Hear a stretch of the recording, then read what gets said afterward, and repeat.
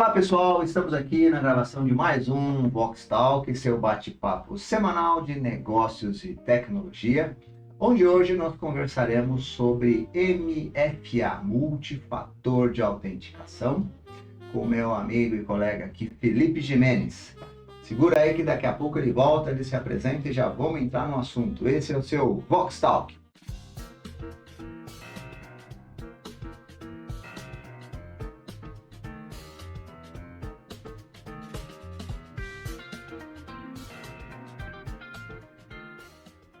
Olá, como eu falei, nós vamos conversar um pouquinho sobre multifator de autenticação. Para isso, nós estamos com um consultor aqui, Felipe Jimenez. Como é que você está, Felipe? Tudo bem? Tudo bem, Alcides? Oi, pessoal que está assistindo, tudo certo?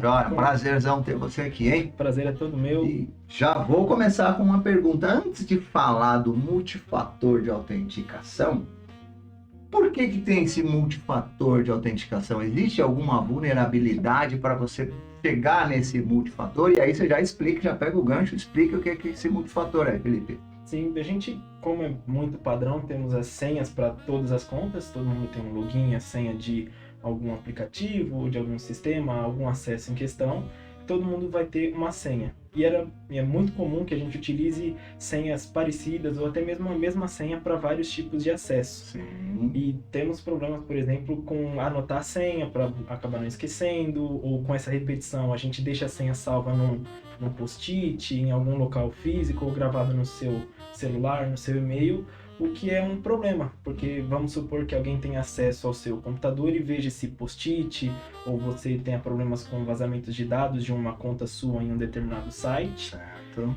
Então isso pode gerar um prejuízo muito grande, porque se todas as suas contas possuem a mesma senha, a pessoa com essa informação consegue acessar Vários diversas... Exato, ele pode acessar... Ou seja, o modo, a forma com que é a conduta da grande maioria da população, na grande maioria dos usuários de sistemas, hoje é um problema. Isso. Que é justamente uma senha para diversos itens, troca quando muito uma, duas letras. E aí entra o MFA, né? O que é esse MFA e o que ele resolve? É esse. Como você mencionou anteriormente, é o Multi-Factor Authentication, ou multifator de autenticação. Certo. Que ele serve para adicionar mais algumas camadas, uma ou mais camadas, de autenticação da própria senha, do próprio login desse usuário.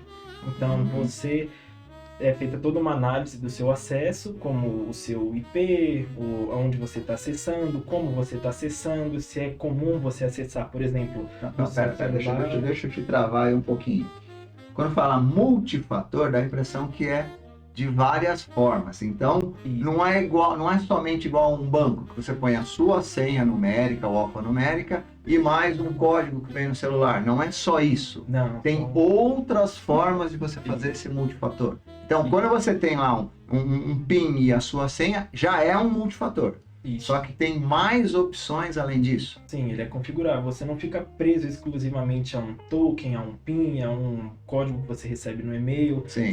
Todos esses são multifatores de autenticação. Você não necessariamente precisa passar por todos eles a cada acesso, mas ao entender que é necessário mais essa camada de segurança, você pode configurar para o usuário o que for melhor. Entendi. Então existem formas. Um seria, melhorar a qualidade de uma senha alfanumérica. Porque tem gente que põe senha de 4 dígitos, tudo mesmo número. Então você consegue tratar isso também? Estou começando do mais simples. Sim. Melhorar a eficiência de uma senha única. Isso faz parte?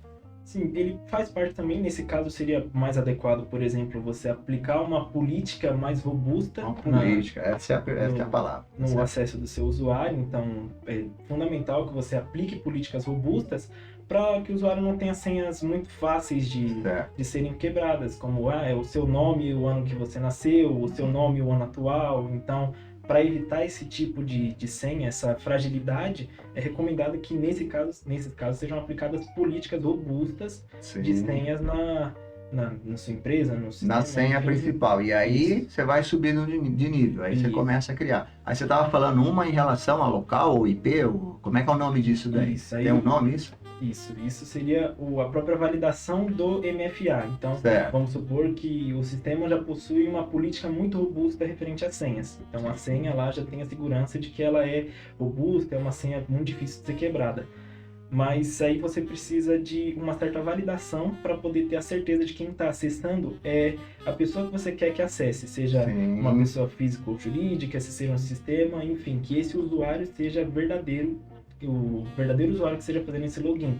Tá, como é que você valida isso? Aí são feitas várias etapas de validação, como por exemplo o IP da pessoa, que é o seu endereço do Wi-Fi que você está conectado, o seu MAC address, enfim. O que você tiver vinculado ao seu usuário que você costuma utilizar frequentemente, então, por exemplo, você utiliza sempre o mesmo computador, no mesmo navegador, na mesma rede Wi-Fi, na mesma cidade.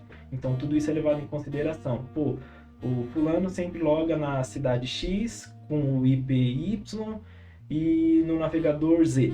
Ele sempre tem esse hábito um comportamento de acesso. Ele faz essa análise e fala, opa, o Alcides geralmente ele loga na casa dele com esse IP, esse navegador, ou no escritório. E de vez em quando eu vou colocar aqui na escola da minha filha. Então ele já tem isso mapeado. Você faz esse mapeamento. Isso, tem todo esse mapeamento. E aí uma vez que algo corre um pouco do padrão, foge um pouco do seu costume, ele avalia o risco, né? E aí são enviados os fatores de autenticação. Então vamos supor que você tem o seu padrão de acesso por um celular no navegador X. Certo. Mas hoje você não está no escritório, você está na rua, você precisa de acessar de um computador público, por exemplo.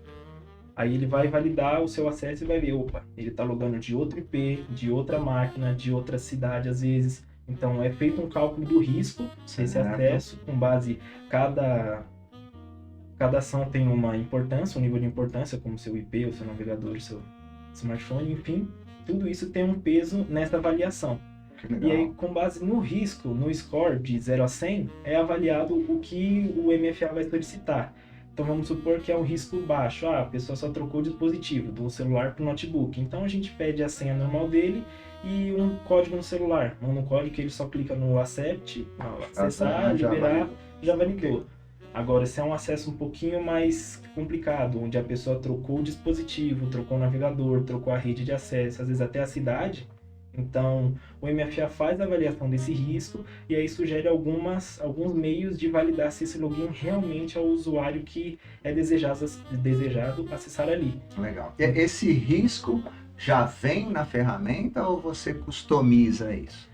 Ele é um risco que ele é validado através de uma inteligência artificial. Muitas vezes tem uma IA atrás do MFA que valida esse próprio risco, como eu falei, referente ao IP, ao dispositivo, tudo isso é validado e é feito um levantamento com inteligência artificial para validar o nível do risco.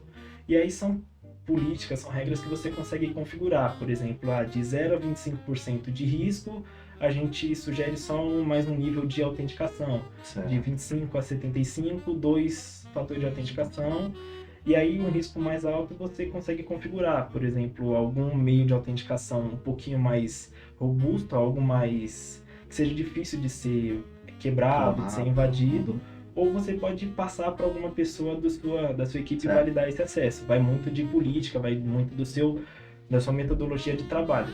Tá. E tem como você, sei lá, diminuir o atrito, porque as pessoas não gostam muito de passar por essas etapas. Sim, é possível configurar sim, como, por exemplo, tem gente que prefere validar apenas pelo celular, recebe uma mensagem e confirma, ou desbloquear pelo seu Face ID, pela sua digital. Pelo e-mail, então tudo isso algo que ele está mais acostumado e passa a ser uma camada aí no multifator de autenticação. Isso, e às vezes a pessoa costuma utilizar mais o celular para desbloquear, ou prefere o e-mail porque já está ali no computador, só pelo token que ela recebe no e-mail, ela já valida. Então dá para customizar sim, referente ao costume do usuário, para evitar, como você mencionou, o atrito dele com o sistema, né? Para ele não enxergar isso como algo que atrapalhe o seu serviço, o seu trabalho, não seja um impeditivo, um tijolo no meio do caminho para que ele não consiga acessar de forma rápida e simples o seu... Você tem que criar segurança, não uma burocracia extrema. Não um problema. Tá? E como é que você resolve a questão de que às vezes ele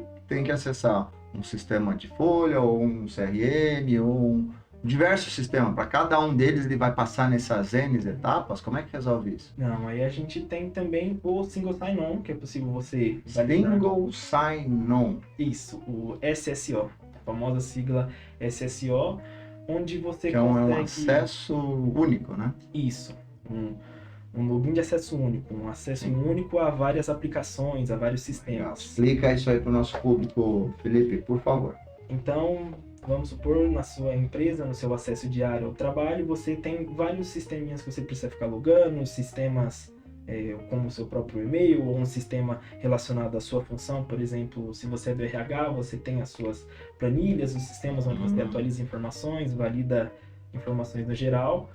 E para que isso aconteça sem que você precise, por exemplo, criar uma senha diferente para cada acesso, para cada sistema, ficar abrindo, isso demanda um tempo danado, fora que você Ele tem já que finga lembrar. fazer uma vez. Imagina se a cada sistema que você entra, você tem Então, que passar por esse multifator de Seria autenticação. uma enorme dor de cabeça para a pessoa, mas com o single sign-on a gente facilita isso. Através tem um protocolo chamado SAML, é um protocolo de validação, serve como certificado junto do MFA. Então, o usuário, a pessoa que está tentando acessar, passou pelo MFA, foi aprovada, passou dos riscos, conseguiu comprovar que é ela mesma.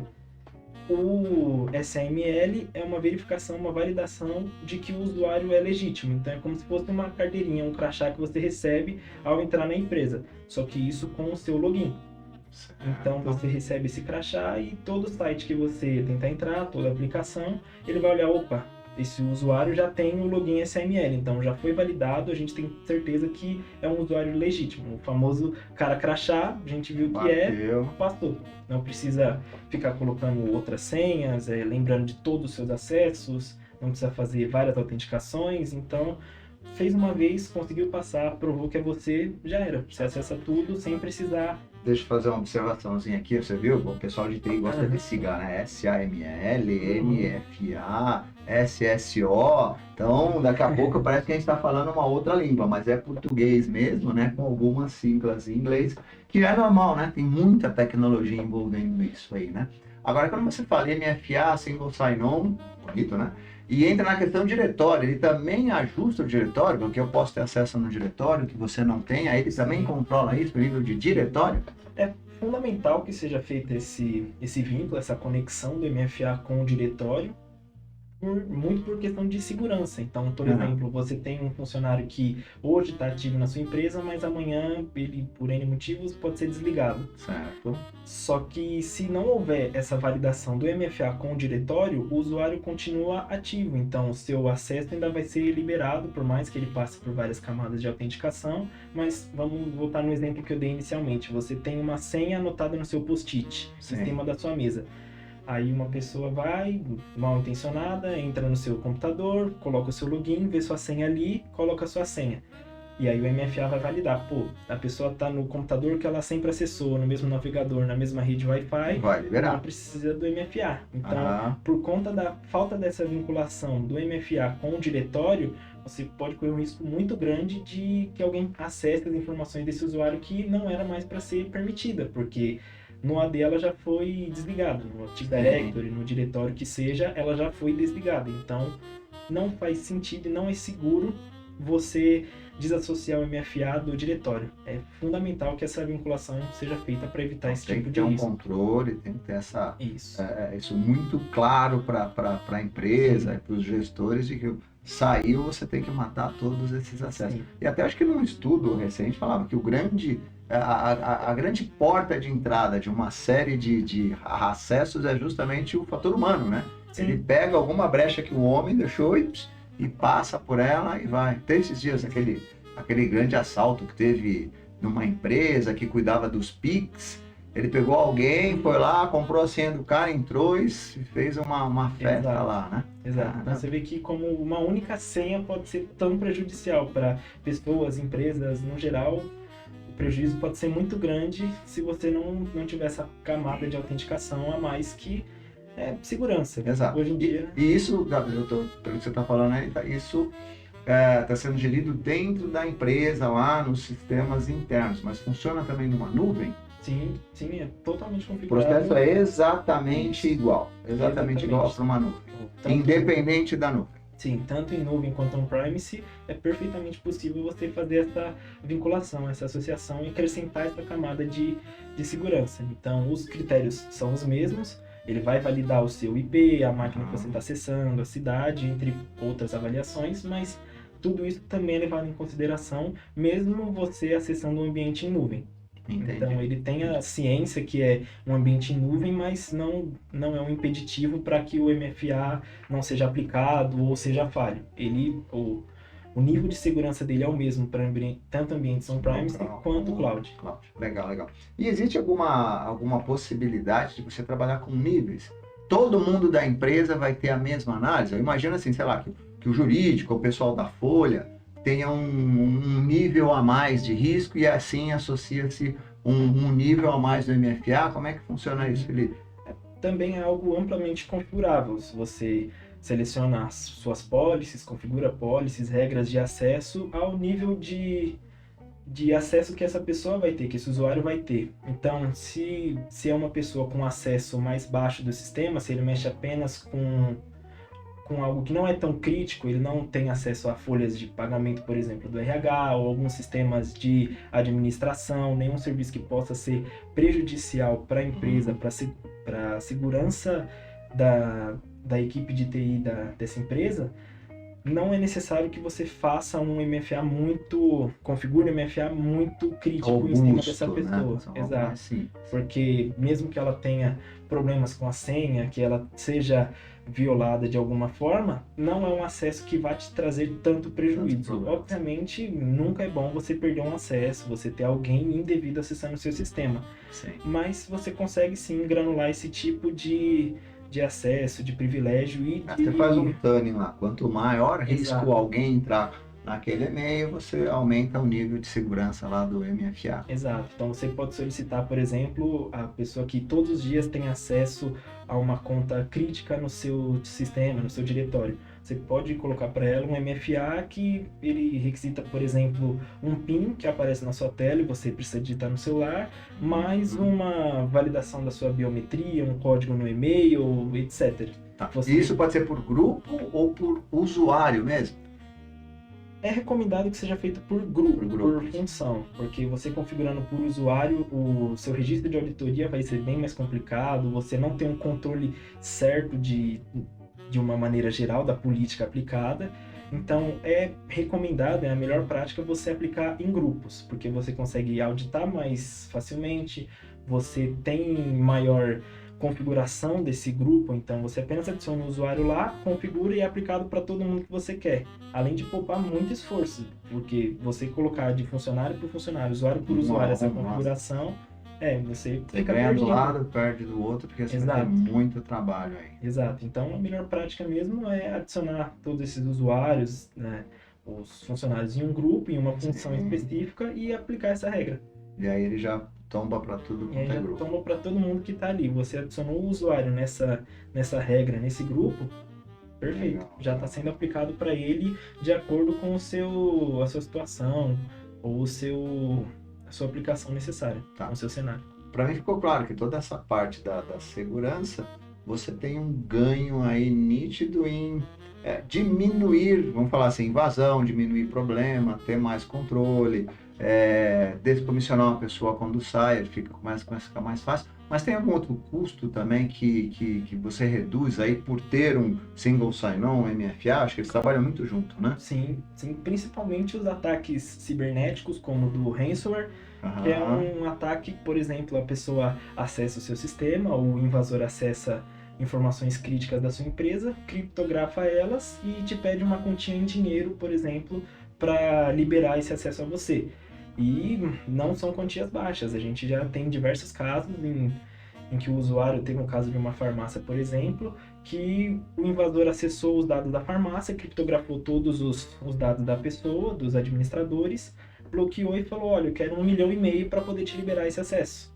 Sendo que o acesso era o acesso era dele, então é mais seguro você ter essa camada. Sequestro virtual aí, né? Exato, então é mais seguro que você invista nessa camada de segurança que se paga, comparado aos valores, caso você tenha um prejuízo de uma conta crítica ser invadida, ele se paga facilmente. Uma grande redução na verdade, uma redução, né? A sua prevenção fica muito maior, né? Então você evita ter uma grande perda, porque se você tiver um ataque desse, a coisa complica.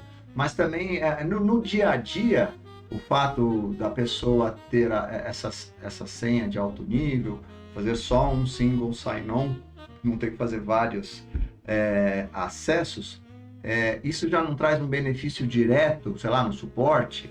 Sim, uma das coisas que mais auxilia na equipe do TI, principalmente, seria você evitar as requisições, os tickets que são muito grandes em relação a reset de senha. Então, já foram feitos vários estudos que mostram que 80%, 90% dos tickets abertos para a equipe de suporte do TI é de esqueci minha senha.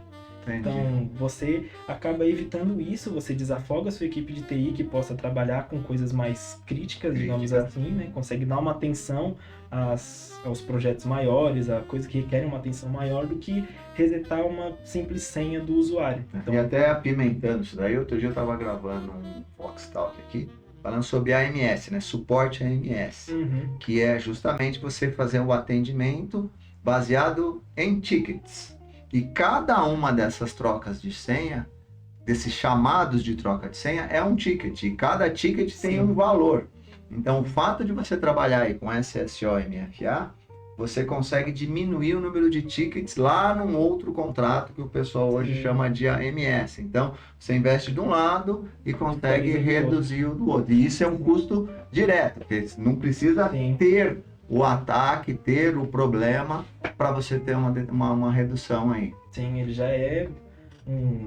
gera uma economia quase imediata, por conta dessa diminuição dos tickets abertos em relação à sua senha. Então, o controle relativo sobre essas senhas é muito maior. O usuário tem um controle muito maior sobre a senha pelo simples fato dele não precisar lembrar do acesso, da senha de cada sistema que ele precisa logar para trabalhar. Entendi. E hoje também as empresas, né, tem que seguir uma série de regras, série de normas, séries de conformidades e compliances, né?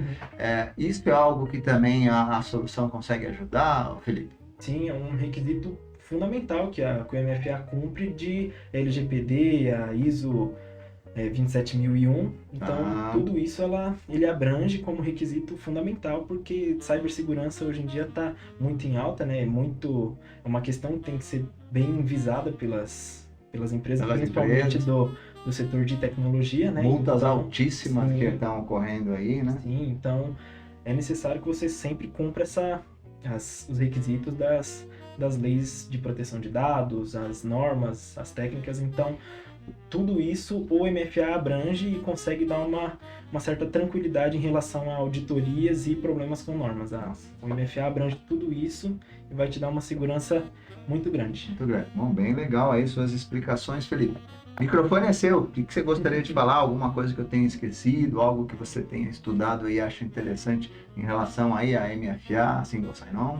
Bom, é algo que eu não vejo ser muito falado no mercado, como vários sistemas que você acessar. Você pode ver no seu dia a dia que é comum você ver a sua senha relacionada a um token que você recebe no e-mail, mas é algo muito padronizado, muito monótono e que pode acabar sendo, cedo ou tarde, violado pelos invasores, né, por pessoas mal intencionadas. Então, no momento, é um simples token que você recebe no e-mail, mas vamos supor que o seu acesso do e-mail também seja comprometido, o que é bem simples hoje em dia de acontecer. Todo mundo vira e mexe, recebe um spam, um e-mail indevido, alguma mensagem de um remetente que você não conhece. Que não conhece, sim. Então, e às vezes é um que não conhece, mas é válido e você até precisava, né? Então, o MFA hoje em dia, da minha visão, é algo que precisa ser um pouco melhor explorado. A gente não pode ficar preso especificamente a um e-mail ou um token de SMS que recebe. Eu imagino que, como os 3 pilares do MFA, né, algo que você sabe, algo que você tem, algo que você são coisas que a gente pode explorar muito bem para garantir o acesso. Deixa eu rebobinar a fita aqui, explica isso aí de novo. Como é que é esses 3 pilares aí? Explica. Os 3 pilares do MFA é algo que você algo que você tem e algo que você sabe. Então, por exemplo, algo que você sabe seria a senha, o login, alguma informação, ou você já deve ter se deparado com o cadastro de alguma senha que ele coloca a pergunta de segurança. Qual o nome do seu cachorro, aonde você nasceu, algo assim, onde você estudou. Então, isso é algo que você sabe. Algo que você tem seria um token físico. Você tem um pendrive, você tem um cartão que você injeta computador para poder acessar, algo que você tenha, que você consiga fazer essa etapa do fator de autenticação. Então você pode usar isso para validar o seu acesso. E por último, algo que você é. Então, por exemplo, o seu olho, você validar pela íris dos seus olhos, seu Face ID, sua biometria. Então, legal esse conceito aí, gostei. Algo que você é, no geral, que você tem no seu corpo que você consiga comprovar. E é algo dos mais seguros que a gente tem hoje. Então, para alguém clonar a sua digital é muito difícil. Então, é um valor que tem muito peso, por exemplo, na validação dos requisitos que eu mencionei anteriormente do MFA. Então, ele bate, a pessoa acessou com a sua digital. É muito forte isso. A chance de alguém conseguir acessar com a sua digital é bem baixa. Então, ela tem um peso maior por ser algo que você é. Entendeu? Então não é tão simples de ser invadido, de ser clonado. Quando você chega no que você é, seria uma das camadas mais altas. Aí. Exato. Muito legal, Felipe. Eu vi que você tem muita água aí para correr, hein, meu amigo? Dá para ensinar muito aqui o nosso público, tá? Então, vamos lá, pessoal. Nossos contatos estão aqui abaixo. Por favor, dê um clique aí no sininho, siga-nos no nosso canal e conte com a gente até o próximo Vox Talk. Um abraço.